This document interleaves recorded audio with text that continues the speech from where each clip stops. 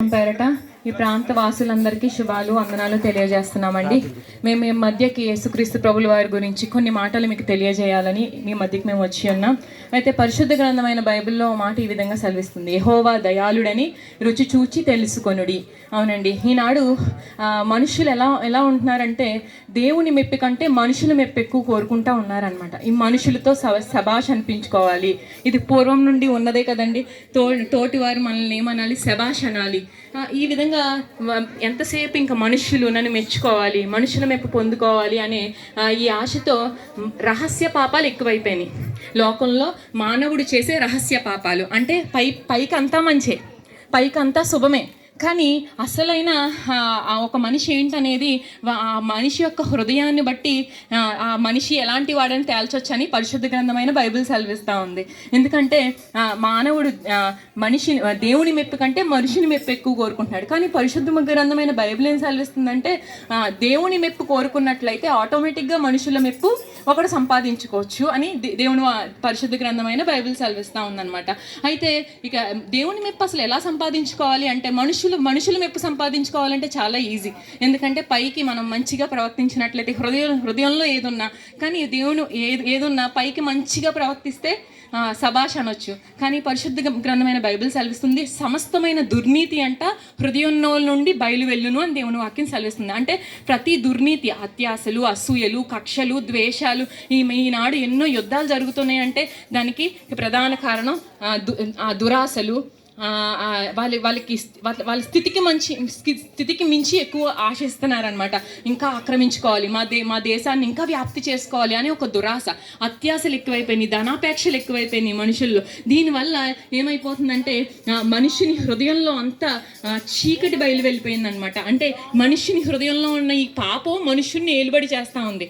అయితే యేసుక్రీస్తు ప్రభులు వారు 2000 సంవత్సరాల క్రితం ఈ లోకానికి వచ్చి ఈ పాపాన్ని, ఈ లోకంలో ఉండే ఈ పాపాన్ని జయించి మనుషులందరికీ జయాన్ని ఇచ్చారు, పాపం మీద జయాన్ని ఇచ్చారు, పాపంపై అధికారం ఇచ్చారు. అయితే ఇది తెలియక ఇంకా చాలా మంది యేసుక్రీస్తు ప్రభువు వారు ఇది ఒక మతం అనుకుంటున్నారు, ఇదేదో పలానా వేరే దేశం దేవుడు అనుకుంటున్నాడు. కాదండి, ఇది అమెరికా వాళ్ళ మతం కాదు, ఇంగ్లీష్ వాళ్ళ మతం అసలకే కాదు. దీని ప్రారంభం ఏంటంటే ఇజ్రాయేలు దేశంలో బెత్లహేము అనే ఊరిలో ఆయన జన్మించాడు.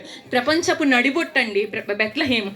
ఇంగ్లీష్ వాళ్ళు అది తెలుసుకొని అమ్మో దేవుని గురించి, ఆయన విశేషతల గురించి తెలుసుకొని వాళ్ళ దేశంలో కూడా ప్రభువుని అంగీకరించారు. అలా అమెరికా దేశానికి ఈ మతం వెళ్ళింది. కానీ ఇది అమెరికా వాళ్ళ దేవుడు కాదు, ఇంగ్లీష్ వాళ్ళ దేవుడు కాదు. కాబట్టి చూడండి, దేవుని మెప్పు మనం ఎలా పొందుకోగలము అని ఆలోచించినట్లయితే సమస్త దుర్నీతి హృదయంలో నుండి వెళ్ళిందని విన్నాం కదా.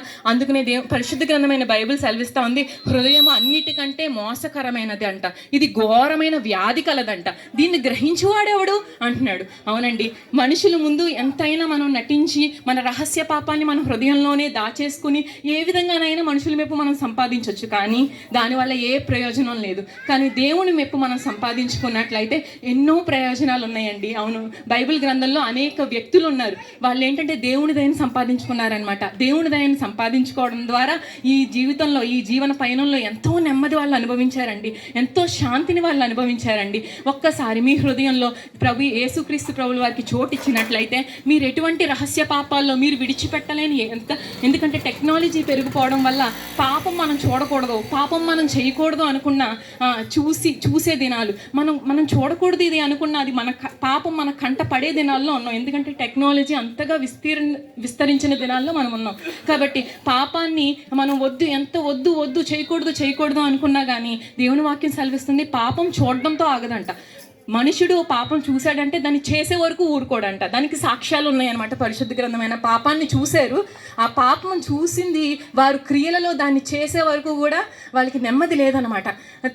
ఆ విధంగా పాపం ఫోన్లో చూస్తూ ఉంటాం, చాలా అనుకోని విధంగా మనం చూస్తూ ఉంటాం.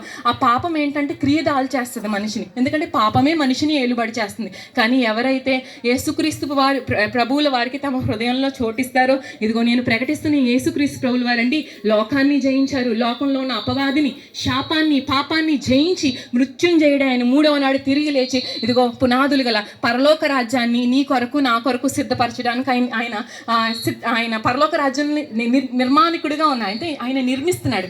ఎప్పుడైతే అది నిర్మాణం పూర్తవుతుందో ఆయన త్వరగా రాబోతున్నాడు. ఆయన వచ్చి ఎవరైతే యేసుక్రీస్తు ప్రభుల వారికి తమ హృదయాల్లో చోటిస్తారో వారిని అందరినీ ఆ పరలోక రాజ్యం తీసుకెళ్ళడానికి ఆయన రాకడ చాలా సమీపంగా ఉంది. కాబట్టి ఈ పరిశుద్ధ గ్రంథమైన బైబిల్ సెలవిస్తూ ఉంది, ఇదిగో నేడే అనుకూల సమయం, నేడే రక్షణ దినం. ఇంత గొప్ప రక్షణ నిర్లక్ష్యం చేస్తే ఎలాగో తప్పించుకుంటాం అని దేవుని వాక్యం సెలవిస్తుంది.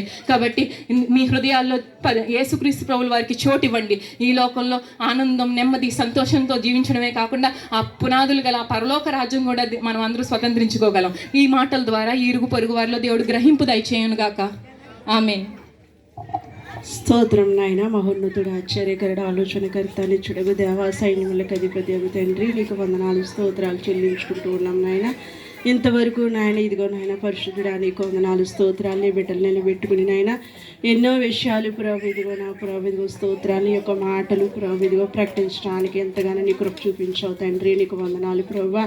నాయన మహోన్నతుడా, నీకు వందనాలు, స్తోత్రాలు చెల్లించుకుంటూ ఉన్నాం తండ్రి. నాయన అయా ప్రభు ఇదిగో పరిశుద్ధుడా, నీకు వందనాలు. ఈ లోకానికి ఇదిగో నాయన మా కొరకు నీ ప్రాణం పెట్టాను, నీ రక్తాన్ని చిందించావు నా తండ్రి, నీకు వందనాలు ప్రభు. నాయన ఎవరైతే నాయన ఇదిగో ప్రభు నేను గూర్చి తెలుసుకునే హృదయాల్లో స్నానం ఇస్తారు నా ప్రభా, నీ మెప్పును నీ దయను వారు పొందుకుంటారని, శాంతిని అనుగ్రహిస్తానని ప్రభు ఇదిగో స్తోత్రాలు. నాయన అయా నువ్వు మాట్లాడుతూ వచ్చావు నా తండ్రి పరిశుద్ధుడా, నీకు వందనాలు, స్తోత్రాలు. నేనే మార్గమును జీవమునై ఉన్నావు తండ్రి, నీకు వందనాలు. ఈ ద్వారానే ప్రభా మార్గం ఉన్నది అంటున్నావు దేవా, స్తోత్రములు. నాయన నిత్య జీవం ఉందని మాట్లాడుతూ ఉన్నావు దేవా, స్తోత్రాలు. ఇంతవరకు నాయన ఈ గ్రామాన్ని ప్రేమించి నన్ను ఎన్నో విషయాలు ప్రభు మీరు మాట్లాడుతూ వచ్చారు, అందును బట్టి నీకు వందనాలు ప్రభు. నాయన అయా ప్రభు ఇదిగో ప్రకటించిన మాటలు ఏది వ్యర్థమైపోకుండా ప్రభు ఎవరైతే విని ఉన్నారో ప్రభు నాయన వారందరూ హృదయాల్లో ప్రభు నాయన అయా నిన్ను గూర్చి నాయన వారి ఇదిగో ప్రభు తెలుసుకోవటానికి ప్రతి ఒక్క బిడ్డ నేను హృదయంలో వారి హృదయాల్లో నాయన అయానికి చోటు ఇవ్వటానికి నాయన అడిగలో కృపనిచ్చినానని నామనికే మహిమ ఘనత ప్రభావాలు మీరు మాత్రమే పొందుకొనమని యేసు ఉన్నతమైన నామములో అడిగి మరి వేడుకుంటున్నాం తండ్రి.